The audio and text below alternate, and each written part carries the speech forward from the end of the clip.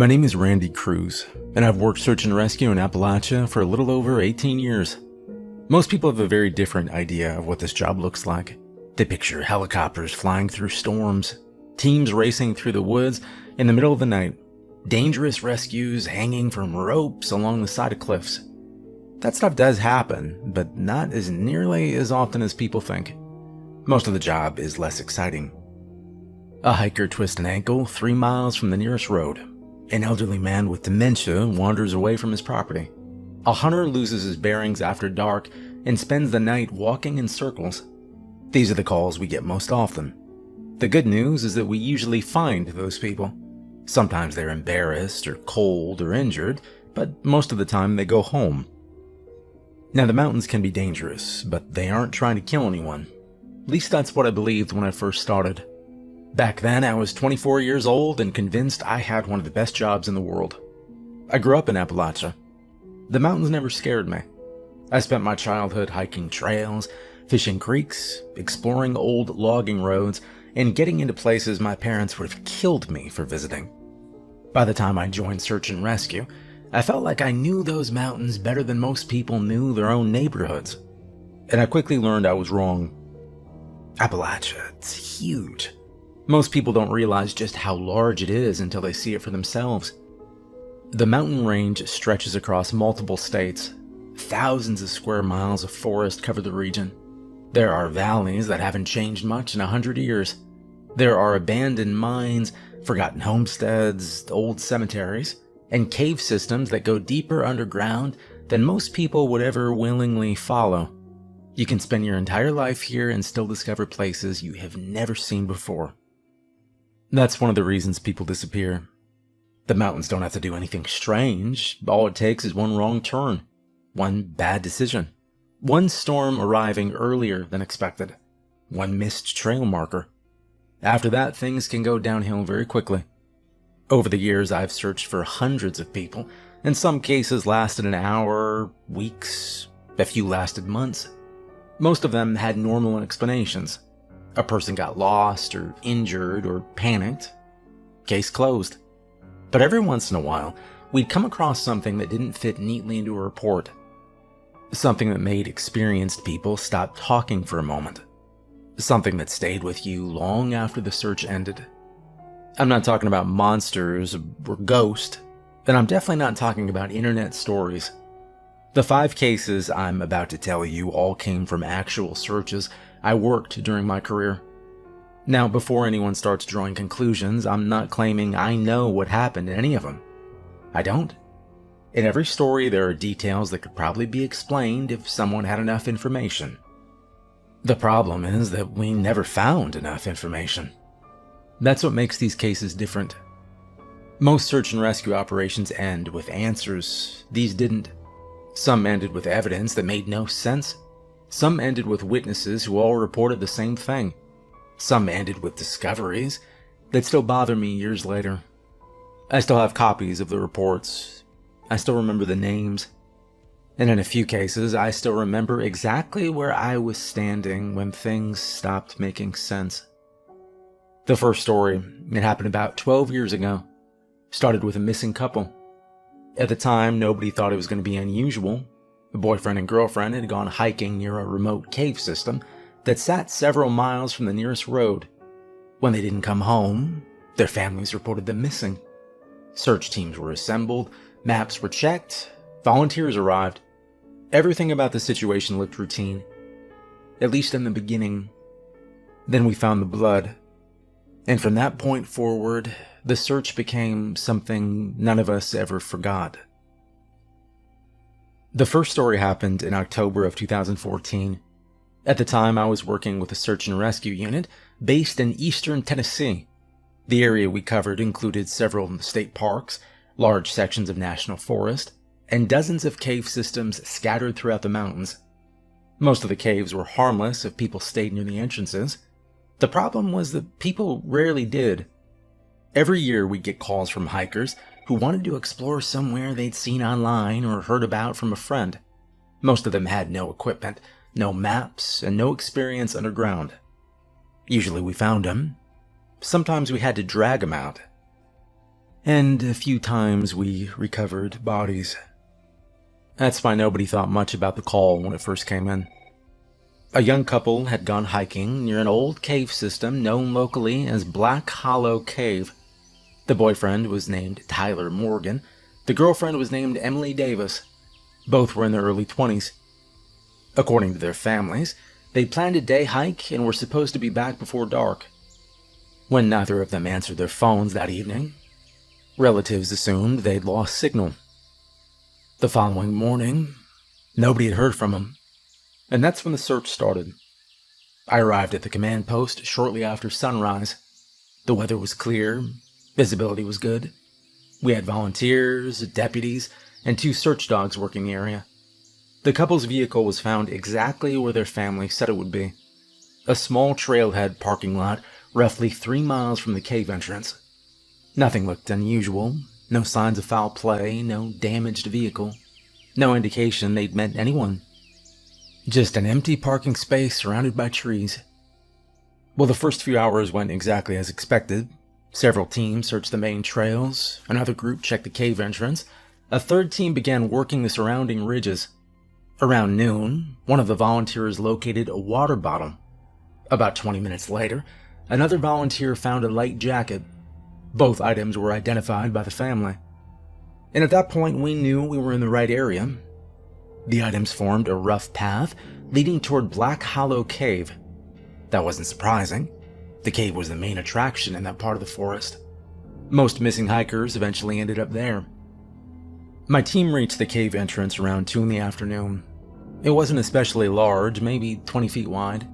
The opening sat at the base of a limestone ridge, partially covered by moss and brush. A cool draft flowed out continuously, strong enough to feel from several yards away. Several members of our team entered the cave while others searched outside, and nothing was found. No backpacks or clothing, no footprints we could identify. No signs that anyone had gone deeper into the system. As the afternoon continued, our search area expanded. Around 4 o'clock, Anthony Norton and I were assigned to search a narrow ridge running south of the cave. The terrain there was rough, loose rocks and dense trees, steep drop-offs. Not a place where people usually wandered unless they got lost. Well, we spent an hour moving through the area without finding anything. Then Anthony stopped.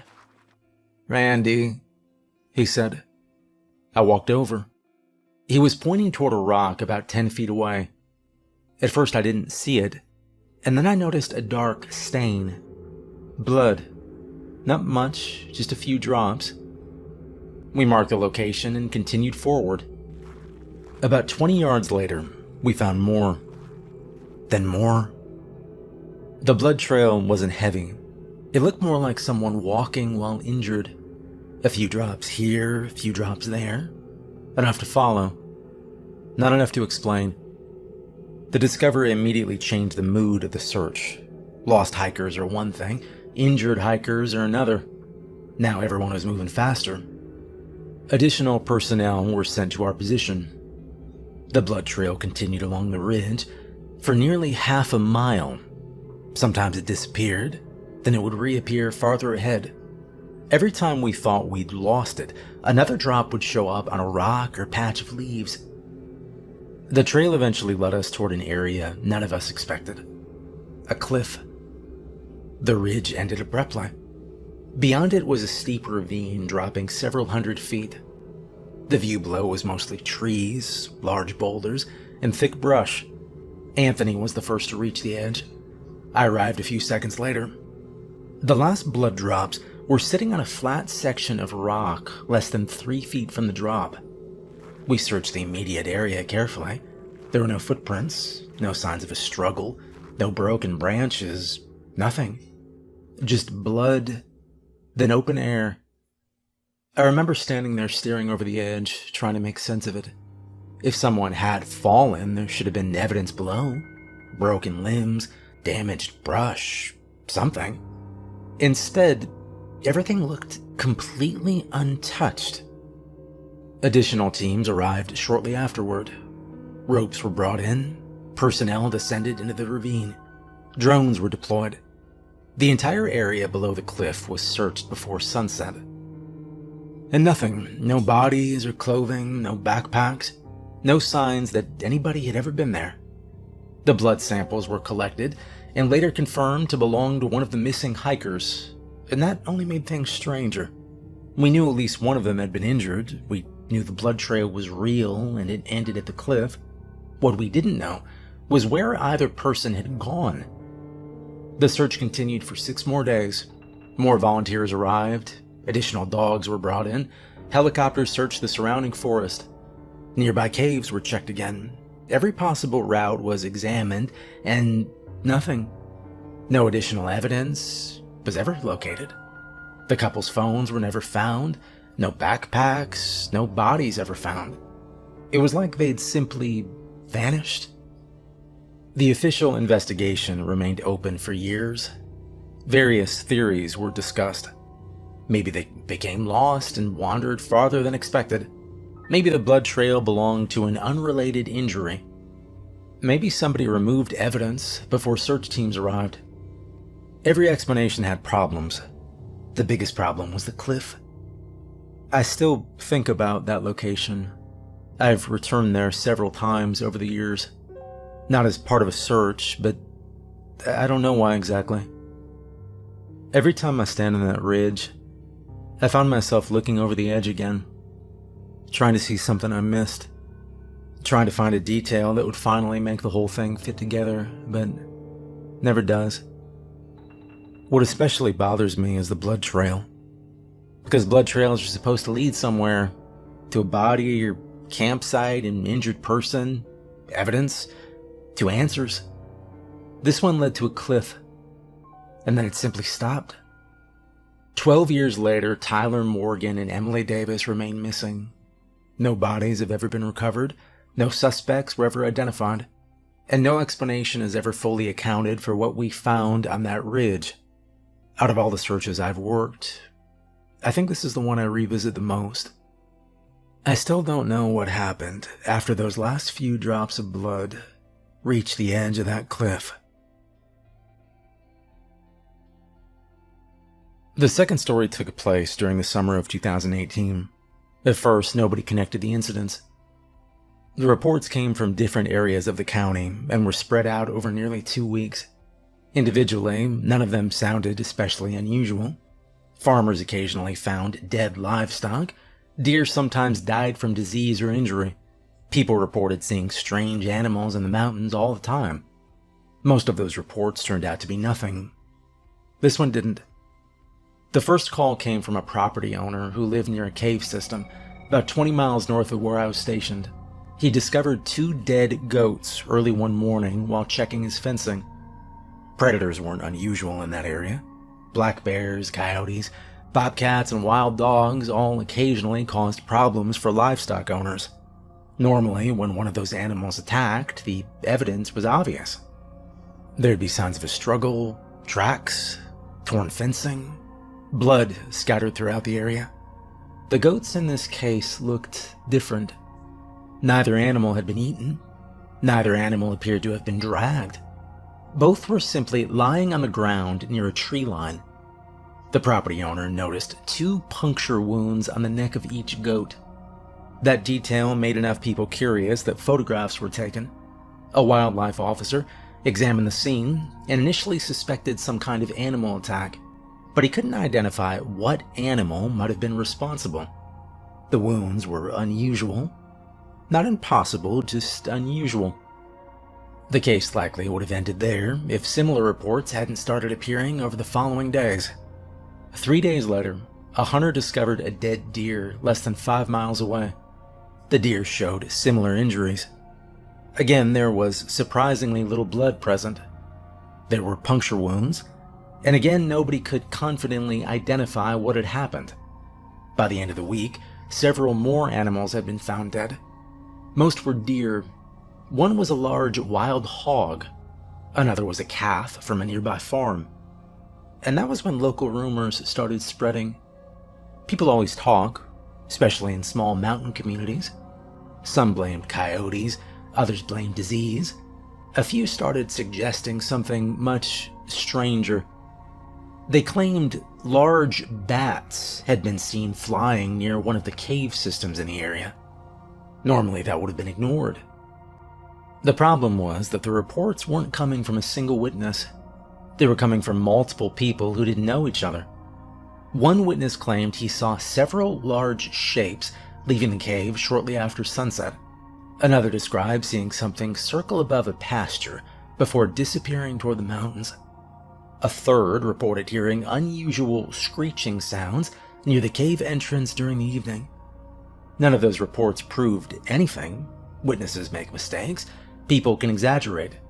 Distance and darkness can make ordinary things look unusual. Still, enough reports accumulated that our department eventually became involved. Now, the cave itself sat in a remote section of forest accessible only by a rough dirt road.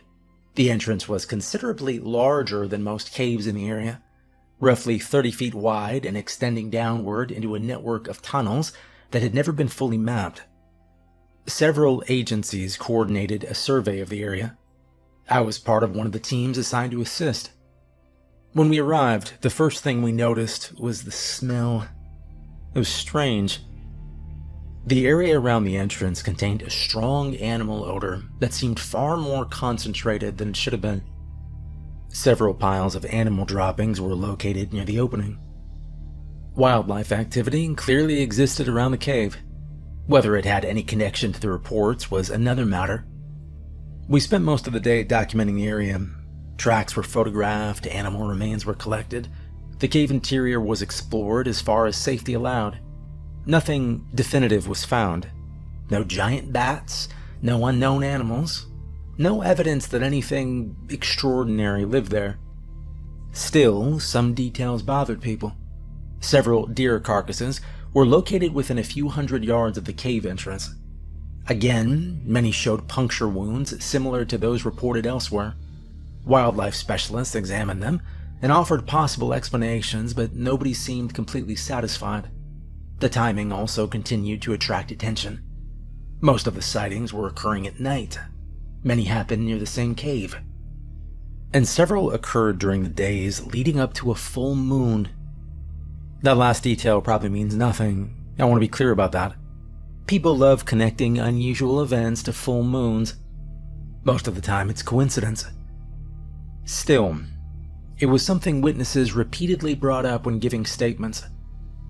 The night of the full moon ended up producing the most reports. Our team wasn't conducting an active search that evening, but several of us were still in the area assisting with documentation and follow-up interviews. Around dusk, 2 local residents contacted authorities, claiming they'd seen large flying animals near the ridge above the cave. Their descriptions weren't identical, but they were similar enough to get attention. Both estimated wingspans significantly larger than any bats normally found in the region. Neither witness could provide photographs. Neither witness claimed to have seen details clearly. What they reported were silhouettes, large dark shapes crossing in front of the moon. And that was it. Nothing conclusive.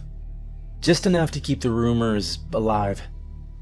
Over the next several days, additional dead wildlife continued appearing throughout the area. Then, almost as suddenly as it started, everything stopped. No more sightings or reports, no more unexplained animal deaths. The cave remained where it had always been, and the forest returned to normal. Life moved on. Most people eventually forgot about the entire thing. I probably would have as well, if not for something I personally witnessed near the end of the investigation. A few days before the report stopped, I was part of a small team conducting a final evening survey near the cave entrance. There were 3 of us. We weren't expecting to find anything. The investigation had already reached the point where everyone assumed there would never be a definitive answer. We were simply documenting the area one last time before scaling operations back. The sun had already dropped behind the mountains. The forest was beginning to darken. Visibility wasn't great, but wasn't completely dark either. I remember standing near a rocky overlook above the cave entrance when one of the other team members pointed toward the valley below. At first, I couldn't see what we were looking at. and then I noticed movement. Several dark shapes were crossing above the tree line. The distance made identification difficult, very difficult. Whatever they were, they appeared larger than most birds. Their flight pattern looked unusual. For maybe 10 seconds, all three of us watched them move across the valley, and then they disappeared behind a ridge. And that was it. No attack, no monster emerging from a cave. Just a brief observation that none of us could confidently explain. Now, could they have been birds? Absolutely. Could distance and lighting have distorted what we were seeing? Without question. Could there be a perfectly normal explanation for everything that happened that summer? Probably. In fact, that's still the explanation I lean toward. But what I do find interesting is that nobody ever managed to provide that explanation. The animal deaths remained unexplained, the bite marks remained unusual, the witness reports remained consistent enough to be difficult to dismiss completely, and the cave continued generating stories long after the investigation ended. Even today, local residents occasionally bring it up. Most laugh about it, some don't.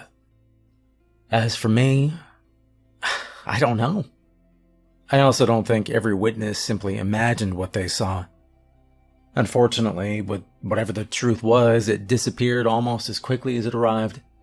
The sighting stopped, the animal death stopped, the investigation ended, and the mountains kept their answer.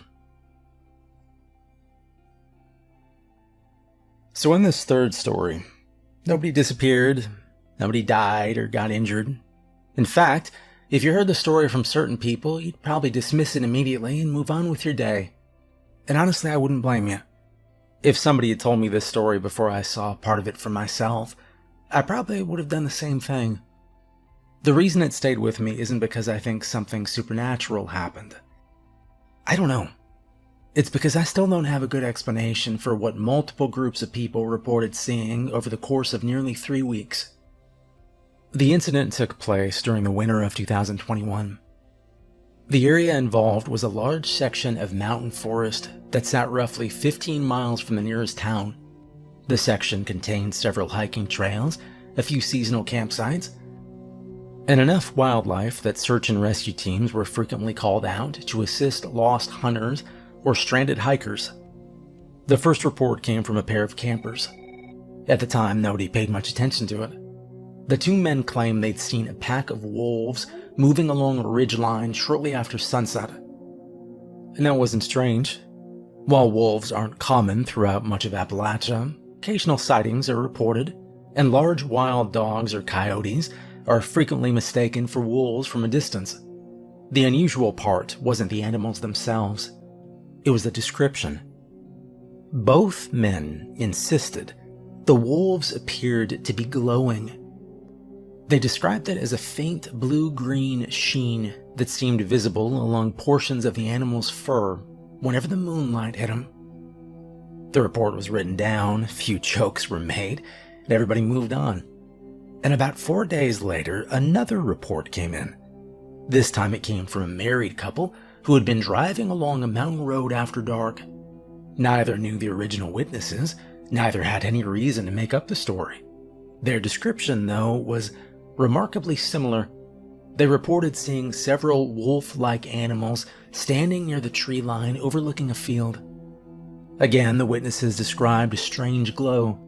Again, they specifically mentioned a bluish color, and they struggled to explain exactly what they'd seen. At that point, the reports became interesting. Not because they proved anything, but because independent witnesses were describing similar details. A week later, a group of hunters submitted another report. Then another family. Then a hiker. The descriptions varied slightly from person to person, but several details remained consistent. The animals always appeared in groups. Most witnesses estimated between 5 and 8 wolves. The sightings generally occurred around dusk or shortly after dark, and nearly everyone described the same unusual coloration: blue, green, silver. The exact shade changed depending on the witness. The basic description remained surprisingly consistent. Now, at first, most of us assumed there was a straightforward explanation. Moonlight can create strange effects, fog can distort visibility, animal eyes often reflect light in unusual ways, distance can make almost anything look different than it actually is. All of those explanations seemed reasonable. The problem was the reports kept coming.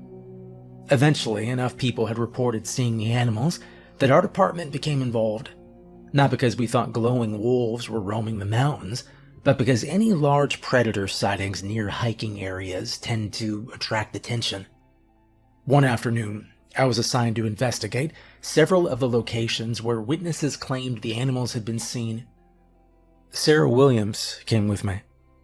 At the time, Sarah had already spent nearly a decade working in search and rescue, and was one of the more experienced people on our team. Like me, she wasn't especially impressed by the stories. We spent most of the day checking trails, interviewing witnesses, and documenting locations. Nothing stood out. No unusual tracks, no unusual animal remains, no evidence that anything extraordinary was taking place.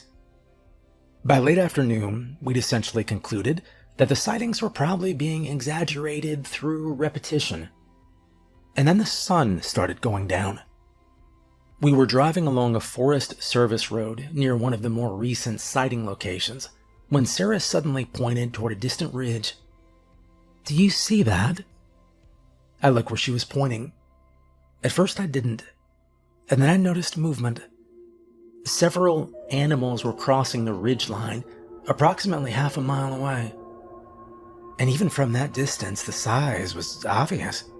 They were considerably larger than coyotes. There were 6 of them. Maybe 7, it's difficult to say exactly. We pulled over and watched. Neither of us spoke for several seconds. The wolves weren't running. They weren't hunting. They were simply moving along the ridgeline from east to west. And then I saw something happen whenever they crossed patches of open ground. The moon had already risen above the mountains, its light reflected across portions of their bodies, and for brief moments, the fur appeared almost luminous.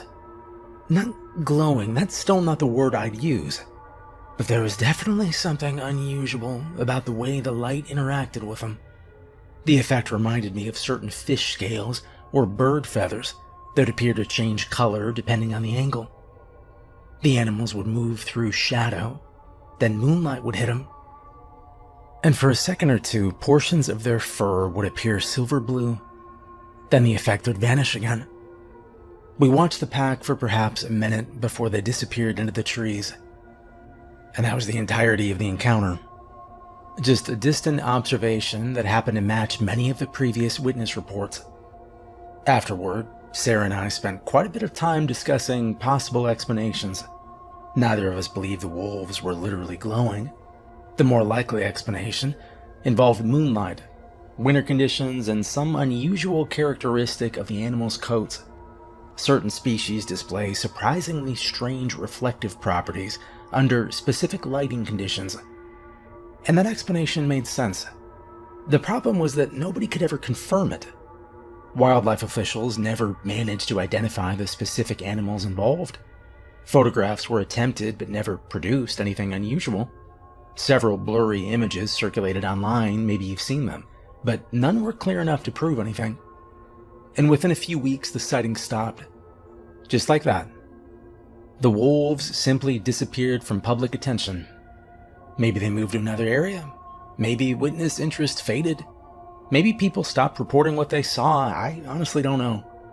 What I do know is that at least 3 separate groups of witnesses reported seeing nearly identical details before those reports became widely known. And then Sarah Williams and I observed something that appeared remarkably similar ourselves. Could there be a perfectly ordinary explanation? Absolutely. In fact, that's what I still believe. But every mystery doesn't need a monster to be interesting. Sometimes a mystery is simply a collection of observations that never quite fit together neatly enough to produce a final answer.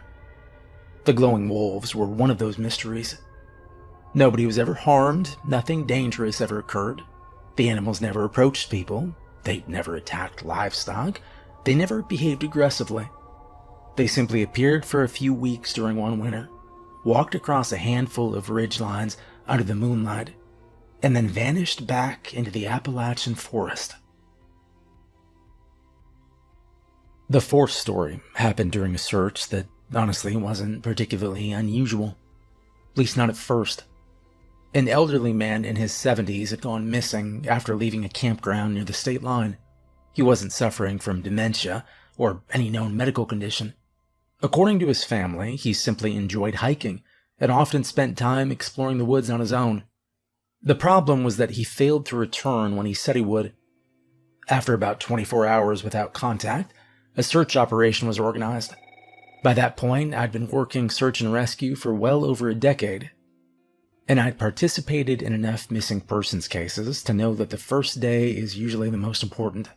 If someone is lost, injured, or unable to move, every hour matters. Well, we spent the entire morning searching trails, old logging roads, creek beds, and several ridges near the campground. Nothing. No signs that the missing man had passed through the area. By late afternoon, several search teams had begun expanding farther into the surrounding forest. I was assigned to work a section of terrain roughly 2 miles from the campground, along with another volunteer named Gordon Bryant. The area was heavily wooded and relatively steep, with large rock formations scattered throughout the hillside. Most of our time was spent moving slowly through the trees while looking for anything that seemed out of place. The search continued that way for several hours, and then just before sunset, I heard something. At first I thought it was another search team using a portable radio. The sound was faint, so faint that I almost ignored it. But after a few moments, I realized it wasn't coming from a modern radio at all. It sounded like an actual broadcast. Music, voices, static. The sort of thing you would expect from an old AM radio station. I stopped walking and listened. Gordon heard it too. "You hear that?" he asked. I nodded. The sounds seemed to be coming from farther down the slope. We assumed someone had left a radio in the woods, maybe a hunter or a camper. Either way, we headed toward it.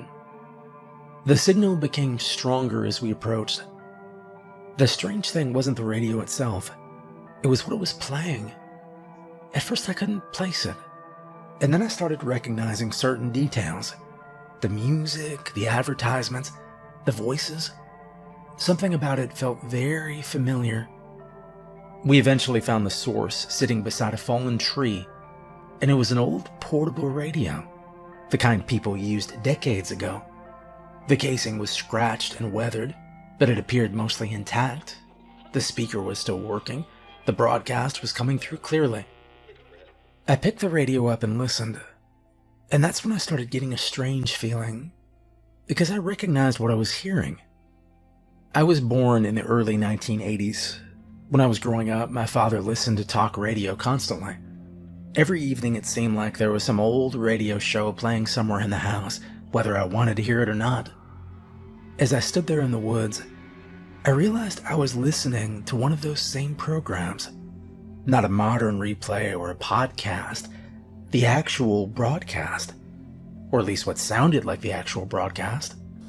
The advertisements were from the 1990s, the news stories from then, the sports scores being discussed were from the 1990s. Everything sounded exactly like something that would have been airing when I was a kid. I remember looking at Gordon and laughing, not because it was funny, but because it was weird. Really weird. And he agreed. For several minutes, we just stood there listening. The hosts were discussing current events as though they were happening in real time. The advertisements referenced products and businesses that either no longer existed or hadn't used those commercials in decades. It sounded like somebody had somehow tuned into the past. Obviously, that wasn't possible. Still, it was difficult to ignore how strange it felt. Well, eventually we resumed searching. I carried the radio with me while we continued working our assigned area. The broadcast never stopped. The signal remained surprisingly clear. Several times, I adjusted the tuning dial to see if I could identify a station. Nothing happened. The program continued exactly as before, no matter where the dial was positioned. I couldn't explain that. As darkness approached, our team received instructions to return to the command post. The missing man still hadn't been found. Gordon and I began making our way back through the forest. The radio continued playing the entire time. Music, commercials, talk shows, everything sounding like it comes straight out of the 90s. I remember hearing an advertisement that I hadn't heard since high school, an ad I was completely certain had disappeared decades ago. By the time we reached the command post, it was fully dark. Vehicles were parked throughout a clearing near the road. Generators were running. Search coordinators were updating maps. The operation looked exactly as it had all day. Nothing unusual or mysterious. I stepped into the edge of the clearing, and the radio immediately died. Not faded or crackled or weakened, it just stopped. 1 second it was broadcasting, the next second there was silence. The radio never produced another sound. Not that night, not the following day, not ever. We eventually brought it back to headquarters and examined it more closely. And nobody found anything remarkable. No hidden recording device, no obvious explanation. Just an old radio that no longer worked. As for the missing man, well, we eventually located him 2 days later. He'd suffered a minor injury and become stranded in a remote section of forest. Fortunately, he survived. The search ended successfully. The radio didn't. To this day, I still don't know what was happening out there. Maybe it'd been some kind of pre-recorded audio. Maybe there was a technical explanation I simply didn't understand. Maybe there was a station somewhere rebroadcasting old programs. All of those explanations sound reasonable. What I can't explain is why the radio worked perfectly for hours in the middle of the mountains and then went completely silent the moment I walked back into camp. Maybe it was a coincidence. Honestly, it probably was. But every now and then, I still think about that old radio sitting beside that fallen tree, playing voices from 30 years ago in the middle of the Appalachian wilderness. The final story for tonight happened about 6 years ago. And out of everything I've talked about so far, it makes me the most uncomfortable. I've searched abandoned buildings before, hundreds of them. Old cabins, collapsed barns, mining structures, shacks hidden deep in the woods. Most of them are exactly what you'd expect. Empty, dirty, fallen apart. This place was different. The call came in during early autumn. A 9-year-old boy had gone missing from a campground located near a mountain ridge several miles from the nearest town. According to his parents, he'd wandered away sometime during the afternoon while they were setting up camp. When they realized he was gone, they searched for nearly an hour before contacting authorities. By the time our team arrived, daylight was already beginning to fade. The boy's name was Ethan.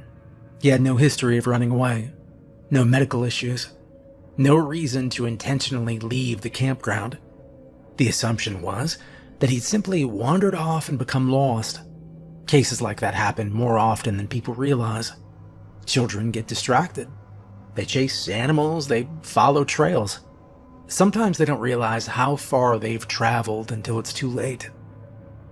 The initial search focused on the area surrounding the campground. Teams spread out across nearby trails and forest roads. Volunteers searched creek beds and wooded sections surrounding the ridge. For the first several hours, we found absolutely nothing. No footprints or discarded clothing. No signs of where Ethan might have gone. As darkness settled in, we transitioned into a nighttime search operation. Additional personnel arrived. More equipment was brought in. The search continued through the night.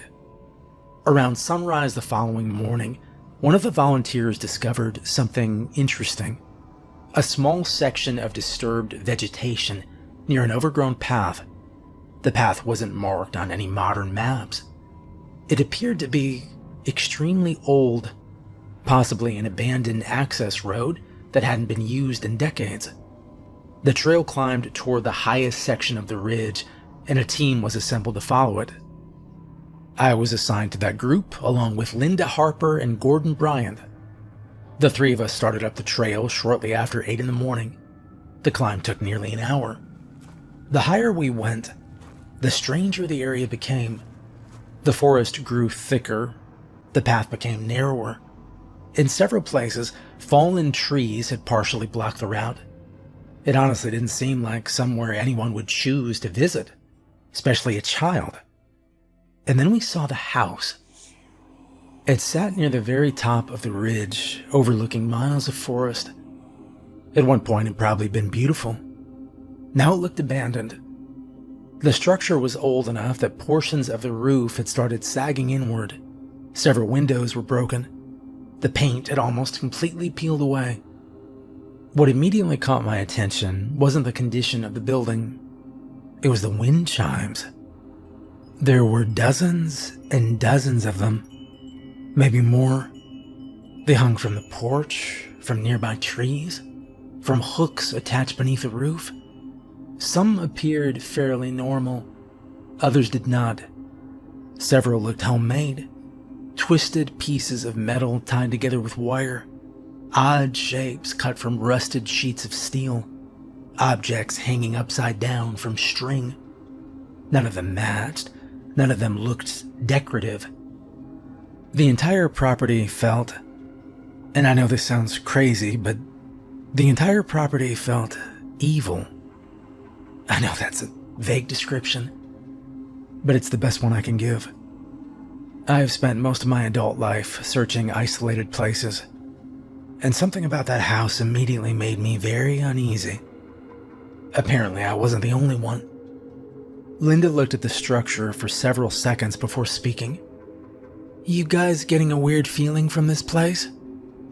"Yeah," Gordon replied. I agreed.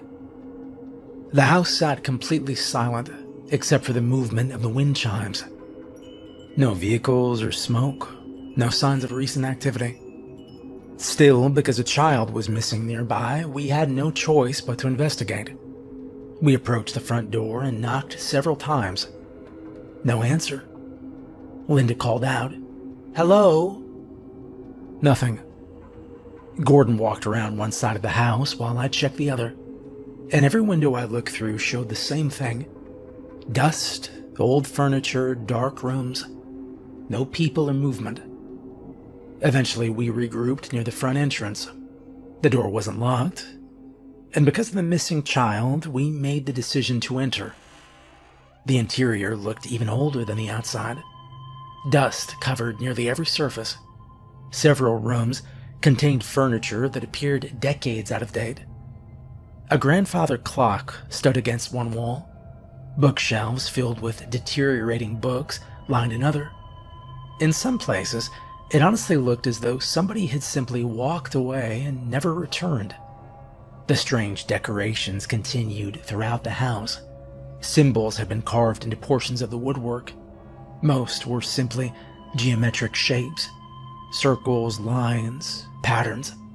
I couldn't identify any of them. To be fair, they may have meant absolutely nothing. People carve strange things into wood all the time. Still, combined with everything else, they added to the atmosphere. We spent nearly 20 minutes searching the structure, and nothing. No sign of Ethan, no indication anybody currently lived there. Eventually, we concluded the house probably had no connection to the disappearance, and we began preparing to leave. And then I noticed movement. At first, I thought I imagined it. Just a brief flicker near one side of the building. I stopped walking and looked back. There it was again. A shape moving behind a dirty window near ground level. A cellar window. I immediately called Linda and Gordon over. All three of us approached the side of the house. The window was partially covered in dirt and grime, but there was definitely something moving inside. For a moment, I thought it might be an animal. And then I saw a face. A child's face. I don't think any of us waited more than a second. We rushed down the cellar entrance and forced the old door open. The basement was dark and smelled strongly of mildew. Flashlights came out immediately. We moved down the stairs, and the room wasn't especially big, maybe, 20 feet across. Old shelves lined the walls, boxes sat stacked in corners, and near the back of the room, curled beside a support beam, was Ethan. Alive, scared, and completely confused. Well, the relief all three of us felt in that moment, it's difficult to describe. After nearly a full day of searching, we had finally found him. The strange part came afterward. Once we got him outside and started asking questions, Ethan couldn't explain how he'd gotten there. Not just parts of it, any of it. He remembered being at the campground, walking into the woods. After that, almost nothing.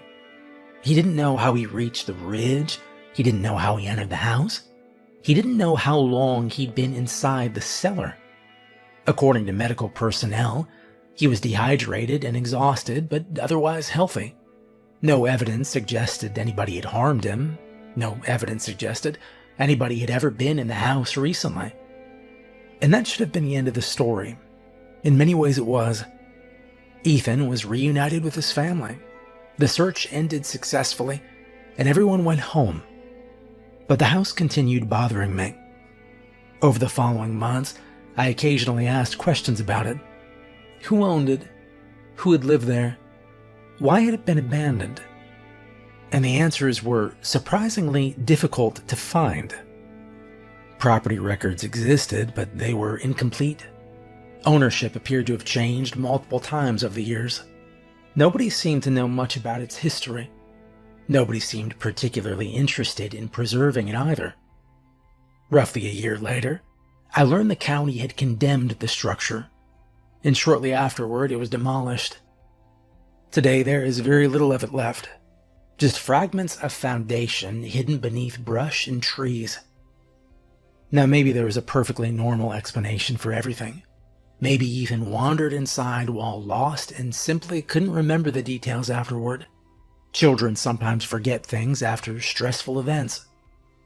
But even now, years later, I still remember standing in front of that house for the first time. I remember those strange wind chimes hanging from the trees. I remember the carved symbols. I remember the silence. And I remember the feeling I got the moment I stepped through the front door. I've searched a lot of places throughout Appalachia. Most of them feel abandoned. That house didn't. That house felt occupied by something bad. Well, those are some of the strangest cases I've encountered during my years working search and rescue in Appalachia. Looking back on them now, I don't think any of these stories prove anything supernatural. I don't know that there's vampires living in caves, glowing wolves roaming the ridgelines, or radio somehow broadcasting signals from the past. Most of the people I've worked with over the years, they'd probably tell you the same thing. The problem is that having a reasonable explanation and having the correct explanation aren't always the same thing. In search and rescue, our job is usually to find answers. We locate the missing person, we determine where they went, we identify what happened and how it happened. Most cases eventually reach a point where all the pieces fit together. These didn't. A young couple vanished after leaving behind a trail of blood that ended at the edge of a cliff. A series of unexplained animal deaths were linked to sightings nobody could verify. Multiple groups of witnesses reported seeing wolves that appeared almost luminous beneath the moonlight. An old radio played broadcasts from my childhood before going silent forever. And a missing child somehow ended up inside an abandoned house at the top of a mountain ridge without any memory of how he got there. Maybe every one of those stories has a perfectly ordinary explanation. Honestly, I hope they do. I've spent enough time in the mountains to know that nature creates mysteries all by itself. Distance distorts things. Darkness hides details. People misremember events. Fear changes perception, and sometimes a collection of small coincidences can look a lot stranger than it really is. But every once in a while, you come across something that doesn't fit neatly into a report, and no matter how many years pass, you still find yourself thinking about it. And that's what these stories became for me. Not proof, just unexplained questions. The mountains are full of them. Most people think of Appalachia as a place of forests, rivers, trails, and small towns tucked between ridges. And most of the time, that's exactly what it is. Families live here. People work here. Kids grow up here. Life goes on exactly the way it always has. But it's also a place with thousands of square miles of wilderness, countless caves, forgotten roads, abandoned structures, and stretches of forest where a person can walk for hours without seeing another human being. There are places out there that few people ever visit. And there are stories that never receive an explanation.